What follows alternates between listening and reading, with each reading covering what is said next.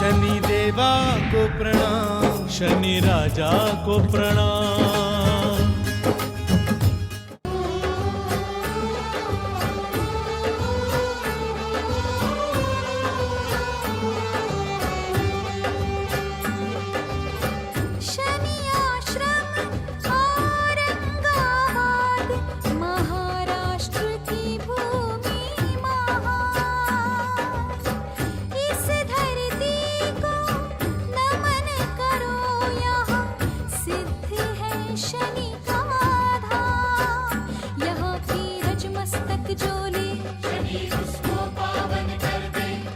पर हाथ रहे शनि का, दिव्य उसका जीवन कर दे। बड़ी भक्ति से, बड़ी भक्ति से, बड़ी भक्ति से कर लो ध्यान, शनि धनवान देंगे। भजो भक्तों श्रद्धा से शनि नाम, शनि कल्याण करेंगे। ओम शं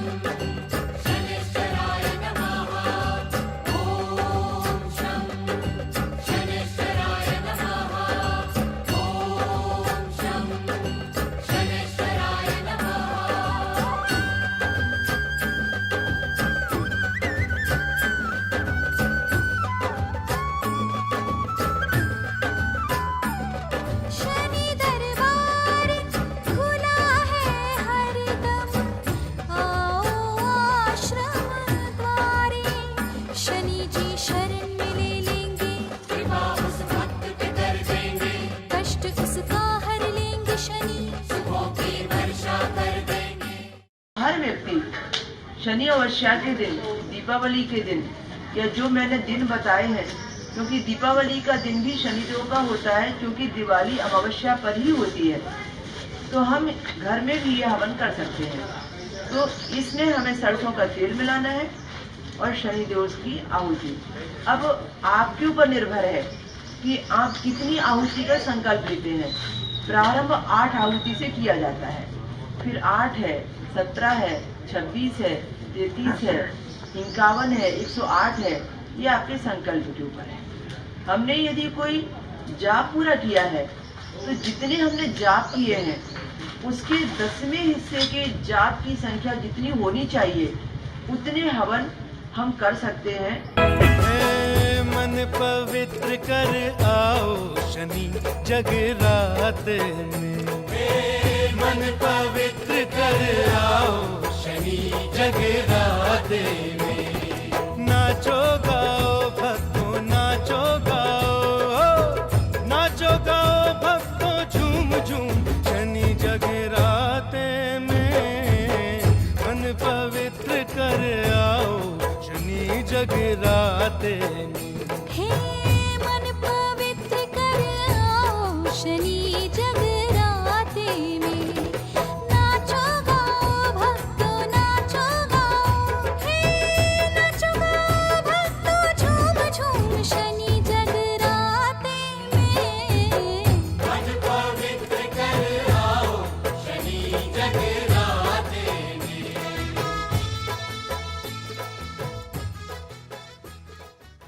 शनि देवा को प्रणाम, शनि राजा को प्रणाम। शनि देवा को प्रणाम, शनि राजा को प्रणाम। शनि देवा को प्रणाम, शनि राजा को प्रणाम। कई ग्रहों की स्थिति में हम देखते हैं कि जो जहाँ बैठकर नीच के होते हैं उनके खुद के स्वामी यदि अच्छी जगह बैठे तो वो दोष भंग भी करते हैं। मैंने बहुत प्रशिक्षणात्मक तरीके से आपको सिखाने की कोशिश की है कि आपको ये बात जल्दी समझ में आ जाए। जो भी शनि के नीच के ग्रह हैं या उच्च के ग्रह हैं सब अच्छे हैं, बुरा कुछ भी नहीं है। हमारे कर्म अच्छे होने चाहिए, वो रिजल्ट हमें बहुत अच्छा देने वाले हैं, क्योंकि कर्म प्रधान शनि है। शनि देव का पूरा वर्चस्व जो है वो सब कर्म प्रधान है। अब मैं आपको बोलती हूँ शनि रत्नों का विज्ञान। लोगों ने कहा मैं नीलम पहन लूँ तो बुरा है क्या, मैं नीलम पहनूँ तो अच्छा है क्या। पहले बताऊँ कि शनि रत्न कितने हैं। शनि रत्न जितने भी नीले प्रकार के रत्न हैं, जितने काले प्रकार के रत्न हैं, नाम उनका भले ही कुछ कुछ हो पर हैं सारे के सारे शनि रत्न। नीली भी है, नीलम भी है, जमुनिया भी है, ब्लैक स्टोन भी है, लेपिस स्टोन भी है और मैग्नेटिक स्टोन भी है, फिरोजा भी है। ये सब कहलाते शनि रत्न हैं। नाम अलग अलग है, क्वालिटी के हिसाब से कम ज़्यादा के हो सकते हैं। व्यापारी अपने हिसाब से, इसके जितनी ऊंची दुकान उतना ऊंचा व्यापार, वो आप की सूझबूझ जहाँ काम करे वहाँ आप उसको विवेक से काम लीजिए। पर कुल मिलाकर यह है कि जो शनि रत्न होते हैं उसमें नंबर 1 का जो है वो सफ़ायर यानी नीलम माना गया है, नंबर 1 का जो है। अब लोगों ने एक भ्रांति फैलाई, किसी ने कहा कि नीलम किसी को फलता है, किसी को नहीं फलता। किसी ने कहा नीलम पहनने से आदमी राजा बन जाता है, किसी ने कहा नीलम आदमी को भिखारी बना देता है। बोलते हैं ना ऐसे जगह जगह। तो नीलम को लेके बड़ी भ्रांतियां फैलाई हैं लोगों ने। मैं आपको बताऊं, नीलम हो या पुखराज हो, मोती हो या पन्ना हो, सारे रत्नों का यही विज्ञान है कि यदि गलत स्थानों के रत्न धारण करेंगे तो नीलम हो या मोती हो आप रोड पर आ जाएंगे, और अच्छे स्थानों की लिखी राशियों का रत्न धारण करेंगे तो आप उच्च के ग्रहों का फायदा पाएंगे, जीवन की समृद्धि को छुएंगे। हमें ये नहीं देखना है, समझिए विषय को, आप आज से ये गांठ बांध के रख लीजिए इस विज्ञान को। हमें ये नहीं देखना है कि मेरी मेष राशि है या वृश्चिक राशि है, मेरा रत्न मूंगा है तो मुझे मूंगा ही पहनना है। हमें ये नहीं देखना है कि मेरी वृषभ राशि है या तुला राशि है तो मेरा रत्न हीरा है तो मुझे हीरा ही पहनना है। हमें ये नहीं देखना है कि मेरी मिथुन राशि है या कन्या राशि है और मेरा रत्न जो है वो हरे रंग का पन्ना है तो मुझे पन्ना ही पहनना है। मुझे ये बिल्कुल नहीं देखना है कि मेरी धनु राशि है या मीन राशि है और गुरु का रत्न पुखराज है तो मुझे पुखराज ही पहनना है, या मेरी मकर या कुंभ राशि है तो मुझे नीलम ही पहनना। नहीं, राशियों के हिसाब से रत्न पहनेंगे तो कई बार धोखा भी खा सकते हैं। राशियों के हिसाब से रत्न सीखने के लिए अच्छा है कि अमुक राशि का रत्न यह है, पर धारण करने के लिए बहुत सोच विचार करना पड़ता है। रत्न यदि आपके षष्टम के, अष्टम के, द्वादश स्थान के स्वामी हैं तो आप उन रत्नों को पहन नहीं सकते, चाहे वो मोती हो चाहे पुखराज हो।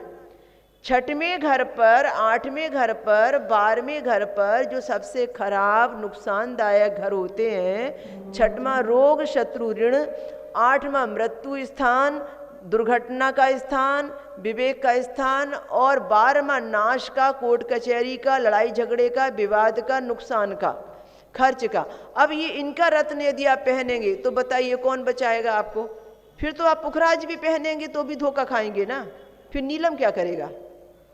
तो इन पर पड़ी राशियों का यदि आप रत्न पहनेंगे तो कभी भी सुखी नहीं रह पाएंगे, विनाश काले विपरीत बुद्धि। और यदि इन पर राशि नहीं पड़ी है और यदि आप जो रत्न पहन रहे हैं वो रत्न आपका अच्छे स्थानों पर पड़ी राशियों का है, हो सकता है आपकी खुद की राशि लिखी गई हो अच्छे स्थान पर इन घरों को छोड़कर, तो आप अपनी राशि का बिंदास रत्न पहने, आजीवन रत्न पहने। तो ये देखना पड़ेगा कि जो रत्न पहन रहे हैं वो अच्छे स्थानों पर लिखी राशि का रत्न पहने, खराब स्थानों पर लिखी राशि का रत्न ना पहने, वो आपको नुकसान करेगा। रत्न का लॉजिक समझिए, जिस चीज़ के लिए, जिस स्थान के सुख के लिए धारण किया है वो सुख में वृद्धि हो। यदि आपने अष्टम स्थान में रोग ऋण और शत्रु का रत्न धारण किया है, उस स्थान के स्वामी का रत्न पहना है, तो रोग बढ़ेंगे ना, ऋण बढ़ेंगे ना, शत्रु बढ़ेंगे ना, क्योंकि कहना तो वही है ना कि जिस जगह का पहना है उस जगह का सुख में वृद्धि हो। यदि वही आपके कर्म का रत्न होगा तो कर्म का फल मिलेगा, कर्म का बल बढ़ेगा। तो ये सोचना है कि आपका बढ़ना का जो है गुण जो है वो रत्न से मिलता है, और वो रत्न जब आपका अच्छे स्थान का होगा तो बढ़त देगा और बुरे स्थान का होगा तो डाउन कर देगा वो आपको। पर यदि पहनना है, परमानेंट पहनना है, तो सोच समझ के विचार के पहने, जिससे कि आप परेशानी में ना उलझें। नीलम के साथ भी वैसे ही है। और शनि का जो भी रत्न है वो बीच की उंगली में पहना जाता है, मध्यमा उंगली में। आरक्षण है ये शनिदेव का। यहाँ शनि के रत्न के अलावा ज़्यादा कुछ नहीं पहनते, सिर्फ बीच की उंगली में शनि का ही खड़ा पहनते। ज़्यादा होगा तो आप वो लोहे की नाल की अंगूठी पहन लेते उंगली में, बोलते वो शनि की अंगूठी है, शनि के लोहे की अंगूठी है। कहाँ पहनते? बीच की उंगली में ही पहनते आप। तो बीच की उंगली का जो आरक्षण है ना वो शनि का है। ये मध्यमा जो उंगली है ना ये शनि मुद्रिका है, ये शनि की उंगली है। इसीलिए आप कल्पना करो बीच की उंगली गायब हो जाए तो क्या करोगे बोलो? बीच की उंगली के सपोर्ट के बिना ना खा सकते ना लिख सकते, कुछ नहीं होगा, कुछ नहीं कर पाएंगे आप। ये बीच की उंगली की सपोर्टर लाइन आपको चाहिए। आप करके देख लो, आप 2 उंगली में पेन नहीं चला पाओगे, कुछ नहीं हो पाएगा। खाना खाओगे तो 2 उंगली से निवाला गिर जाएगा नीचे में। बीच की उंगली का सपोर्ट होना आपके लिए बहुत जरूरी है। इसलिए ये शनि देव का साथ आपके जीवन में होना बहुत जरूरी है। तो ये मध्यमा उंगली को शनि देव जी की उंगली कहते हैं। यही कारण है कि मध्यमा उंगली के नीचे में जो ये गोल गोल स्थान बना रहता है इसे शनि का माउंट कहते हैं। और मध्यमा उंगली से जो एक बड़ी रेखा निकलती है जो हमारी कलाई की तरफ जाती है उसे शनि लाइन कहते हैं, जिसे ज्योतिष में दूसरी लाइन, दूसरी भाषा में भाग्य रेखा कहते हैं। तो शनि ही हमारे भाग्य के निर्माता होते हैं। तो आपको मैं बता रही थी रत्नों के बारे में। अब चिकित्सा के बारे में सुनिए। मैंने आपको पिछले दिनों बताया कि जो बड़े रोग होते हैं, लंबे समय तक चलने वाले रोग होते हैं, लंबी बीमारी तक खींचते हैं, वो शनि रोग बन जाते हैं। 7.5 में शुरू हो तो 7.5 साल कब निकल जाए पता ना चले। 19 साल की महादशा में शुरू हो तो 19 साल कब बीत जाए पता ना चले। ये मैं आपको अपने रिसर्च के आधार पर मेरे अनुभव बता रही हूँ। तो आपको चाहिए कि शनि रोगों की सही चिकित्सा करें। और शनि रोगों की जो चिकित्सा होती है शुद्ध सात्विक चिकित्सा होती है, बिल्कुल शुद्ध सात्विक जीवन जीने की कला। और आप शनि चिकित्सा करके बड़े रोगों पर नियंत्रण कर सकते हैं। शनि चिकित्सा में वो सारी चीज़ें शामिल होती हैं जो बहुत कड़वी होती हैं। जितनी कड़वी चीज़ें हैं ना वो सारी की सारी कड़वी चीज़ें शनि को भाती हैं। कड़वे में करेला है, कड़वे में मेथी है, और आंवला भी कड़वा और कसेला जैसा ही होता है। नीम के पत्ते भी कम कड़वे नहीं होते। ये सब शनि चिकित्सा का हिस्सा है। आपने तो कोरोना काल में गिलोय बहुत पिया होगा, कितना कड़वा होता है वो। ये सब शनि चिकित्सा का हिस्सा है पूरा। तो ये जो शनि चिकित्सा का हिस्सा है ये आपकी औषधि निर्माण की वस्तु है। अब देखो, किसी को यदि शुगर है, जो मैं शनि रोग के नाम बोल रही हूँ वो मैं बता रही हूँ आपको, शुगर भी शनि रोग है। किसी को यदि शुगर है, किसी को यदि पैरालिसिस अचानक हो गया था, किसी को यदि बात संधिवात की शिकायत है, किसी को स्किन में कोई बड़ी प्रॉब्लम आ गई है, दाद खाज खुजली एक्जिमा कुछ भी हो सकता है। किसी को यदि कहीं ऐसा दर्द हो रहा है जो सोनोग्राफी में समझ में नहीं आ रहा है, पीठ में है, पेट में है, कहीं ना कहीं घूमता रहता है, दर्द तो है पर पता नहीं चलता है।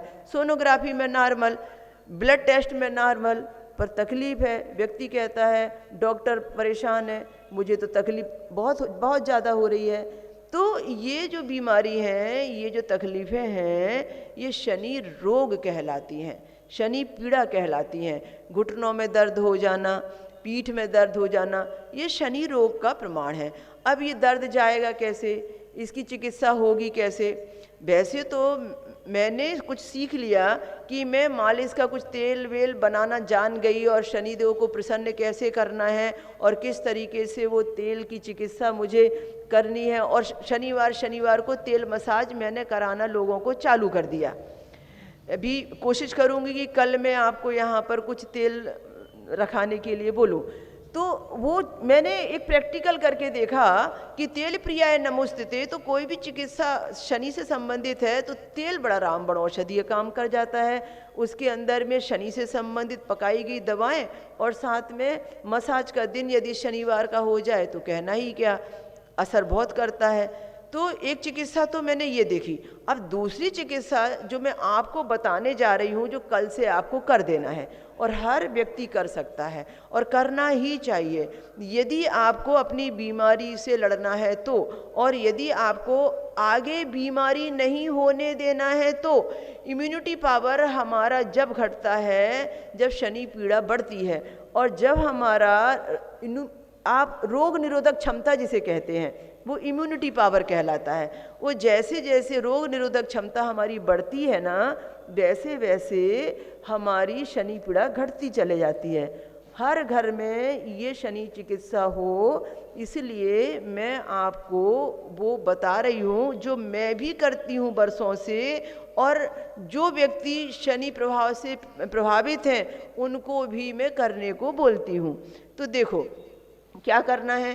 तांबे का कोई भी एक बर्तन चाहिए। घर में तांबे की कलसी हो सकती है, तांबे का जग हो सकता है, कोई भी तांबे का थर्मस हो सकता है, पर बड़े मुंह का हो तो अच्छा है। तांबे का जग तो सर्वोत्तम है।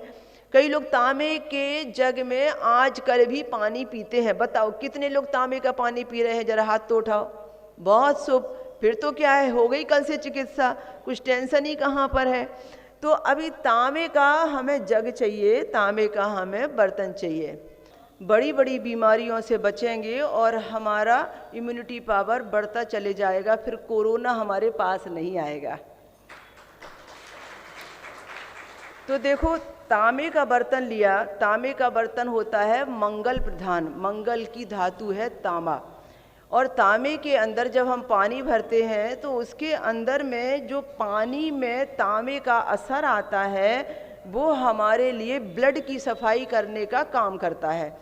जो तांबे का बर्तन है उसे बढ़िया साफ करना है रोज, और उसमें एक खौलता हुआ गर्म पानी भरना है, ठंडा पानी नहीं डालना। अब जैसे मान लो कि हमने रात के समय में उसमें गर्म पानी डाला, 6 बजे 7 बजे 8 बजे हमने उसमें गर्म पानी डाल दिया। अब गर्म पानी डालने के बाद में हमारे घर में कितनी चीज़ें चाहिए हमें। थोड़ा सा हमें धनिया चाहिए, पत्ती वाला धनिया। थोड़ी सी हमें पुदीना की पत्ती चाहिए, जिसकी चटनी बनाते हैं आप, 10-12 पुदीना के पत्ते चाहिए। थोड़ा सा हमारे पास में तुलसी के पत्ते चाहिए, एक 10-12, और सब धो के साफ करके बढ़िया चाहिए। एक गाजर के 5-6 टुकड़े करो, लंबे लंबे बारीक बारीक। और अदरक थोड़ा सा लो, एक 25 ग्राम का एक टुकड़ा, उसको छील के धो के बढ़िया से उसके बारीक टुकड़े कर लो। अभी कितनी चीज़ें हो गई, धनिया हो गया, पुदीना हो गया, आपका तुलसी हो गई, अदरक हो गया और गाजर हो गई। ठीक है, तो इतनी चीज़ें आपको प्राप्त हो गई। तो जितनी चीज़ें मैंने आपको बताई हैं वो सारी की सारी चीज़ें अब आपको उस पानी में तांबे के जग में डालनी है जिसमें हमने गरम गरम पानी भरा है। अभी गरम पानी में ये सारी चीज़ें आप अच्छे से डुबा दीजिए।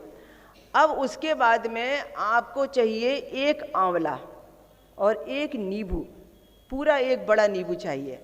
आंवला और नींबू वो दोनों अभी इसमें डालना नहीं है, पर रखना है उसको। अभी ये जो हमने शाम को डुबाया, अब सुबह सुबह इसे हम सारी चीज़ों को बाहर निकालेंगे और इसे हम छान लेंगे। सब चीज़ें हमने बाहर कर दी, पत्ती, और उसका जो पानी में असर चला गया वो पानी को हमने छन्नी से छान लिया। ये मिनरल वाटर बन गया आपका। अब पानी जो तैयार हो गया, उस तैयार पानी में जो पानी तांबे के अंदर तैयार हुआ था, उस तैयार पानी में आपको जो नींबू अपन ने लिया था वो पूरा नींबू निचोड़ना है। इस पानी को गर्म नहीं करना है, इसमें सीधा नींबू निचोड़ना है। और पूरा नींबू निचोड़ने के साथ साथ में जब आप नींबू डालोगे तब तो तांबे के बर्तन से पानी बाहर हो गया, किसी स्टील के बर्तन में आ गया, किसी कांच के बर्तन में आ गया। अब तांबे के बर्तन का रोल नहीं है कुछ भी। अब जो पानी हमने कन्वर्ट करके दूसरे बर्तन में ले लिया, उस कांच का बर्तन हो तो सर्वोत्तम। अब उसमें हमने पूरा एक नींबू डाल दिया।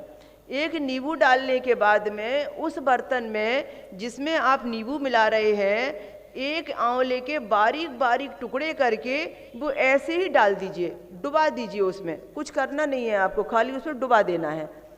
अब आपको खाली पेट वो पानी सोकर उठते ही पीना है।